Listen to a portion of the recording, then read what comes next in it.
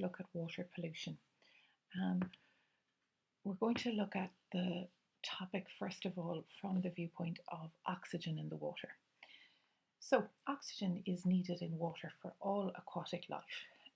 It's a non-polar molecule, you might remember that from last year, and because it's a non-polar molecule, it has actually quite a low solubility in water, water being a polar solvent and like dissolving like, or in this case, unlike, not dissolving, unlike. Um, Oxygen, of course, is a gas, and we're dissolving it in a liquid, in this case, oxygen dissolving in water. So its solubility actually decreases as we raise the temperature. You might have noticed that if ever you've boiled water, you'll see that small little bubbles of the oxygen are rising to the top and being lost out of the water as it warms. So there'll be less oxygen in boiled water than there would be in cold water. Now, what happens then if you pollute water? First of all, let's look at organic waste going into the water. So under that heading of organic waste, I'm thinking about sewage, I'm thinking about slurry, I'm thinking about effluent from your silage, or even milk. Now, when that organic waste gets into the water, it gives nutrients for the bacteria that are already there present in the water. So those bacteria, if they've loads of lovely nutrients coming from that organic waste, they will flourish, they will multiply, and as they break down that waste and use it for food, they will respire and use up oxygen in the water. This decreases the overall level of oxygen in the water and could lead to a fish kill. Now, that is an example of or adding organic waste, this leading to more bacteria in the water, and the bacteria having higher demand then for oxygen. So it's an example of depletion of the oxygen because of adding waste. Now, that was organic waste though. You may not just be adding organic waste, you could also have pollution from inorganic sources. Basically, if you add any plant nutrient into water, this process is called eutrophication. The actual definition of eutrophication is the addition of plant nutrients to water leading to excessive growth of algae and other plants. So when you add in nutrients, be they natural sources such as sewage, domestic sewage, or artificial sources like your fertilizer, your artificial fertilizer, maybe 10-10-20. If you get those into water, they are going to cause plants to grow. Now, when I say plants, I'm also including algae there. When they grow, you can get what's called an algal bloom. And an algal bloom is this here shown in the picture. It's a layer of algae across the top of the water. Now that's going to use up oxygen in two ways. First of all, because there's such a layer of stuff over the top of the water, light can't get through it. And so light is not penetrating down into the deeper layers of the water, and any aquatic plants that are down there won't be able to photosynthesize, so they'll die.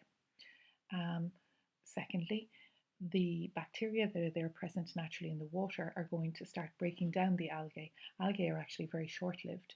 So pretty soon after you've got your algal bloom, you will have a flourishing of bacteria as they break down the algae, and those bacteria will use up oxygen as they respire. And again, that will deplete the level of oxygen, and if it depletes it enough, you could end up with it being too low for fish to live there, and you'll have a fish kill on your hands. Now, this brings us to a concept of biological oxygen demand.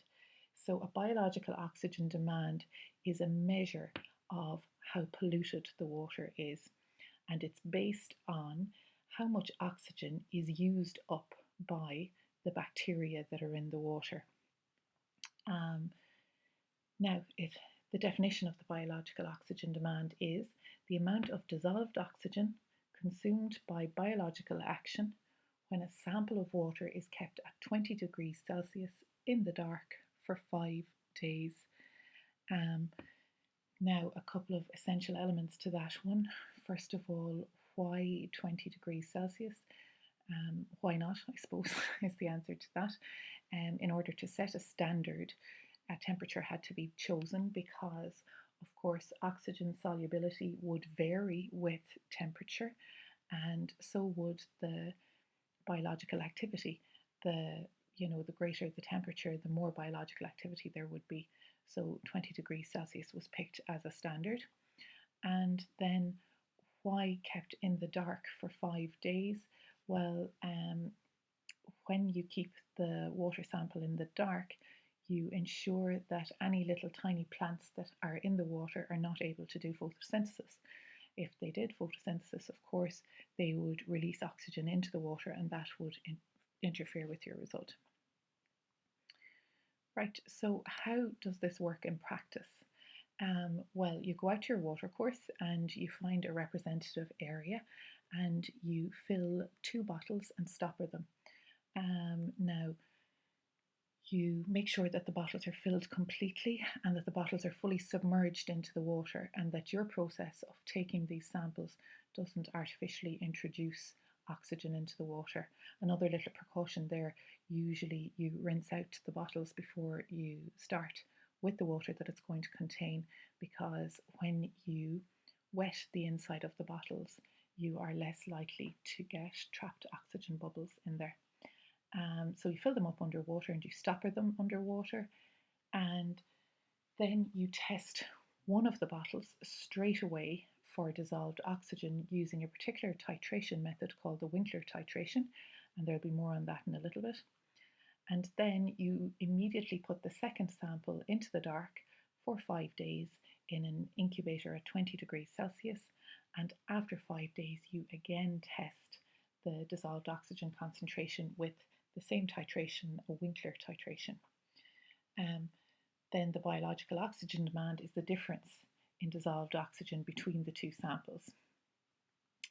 A slight little caveat on that: if you are testing a particularly polluted sample, such as maybe silage effluent, it would have a really high biological oxygen demand, and therefore you'd have to dilute it somewhat, or you'd run the risk of there actually being no oxygen left in the second sample after 5 days, and then you won't be able to have a measurable difference between day 1 and day 5. Okay, so what will our calculations look like then when we're trying to work out biological oxygen demand and use it as a method of indicating pollution? So we're going to carry out 2 titrations. They're Winkler titrations, and I'm going to show you another video on the method for those in a minute. Then you will take your titration results and you'll use them to calculate the dissolved oxygen that was in the first bottle. So that's the one that you collected and analysed immediately on day 1. For that V1M1N1 calculation, you'll use a reaction ratio of 1:4. More on that in a little while. And you'll use that to work out the concentration in moles per litre, first of all, of your oxygen, and then you'll change that into grams per litre of oxygen, and then you'll change it into milligrams per litre, which is the same as parts per million of oxygen. So that'll give you your dissolved oxygen on the first day, the sample that you test immediately. Then you'll do another calculation on the sample after 5 days. So you'll do a titration there, and you'll use your titration results in exactly the same way to work out the parts per million of oxygen, dissolved oxygen in that sample. Then you subtract the second one from the first one, and that will give you the amount of dissolved oxygen in parts per million that was used up in those 5 days, and that is your biological oxygen demand for that sample of water. One final little thing: sometimes if you're dealing with a fairly polluted sample, you may have had to dilute the sample with well oxygenated water at the start of the experiment, and as per usual, if there is a dilution factor, you will multiply at the end to take that into account and get back to the concentration in your original sample. I'm going to leave it there now, and then the next bit will be to look at some sample calculations.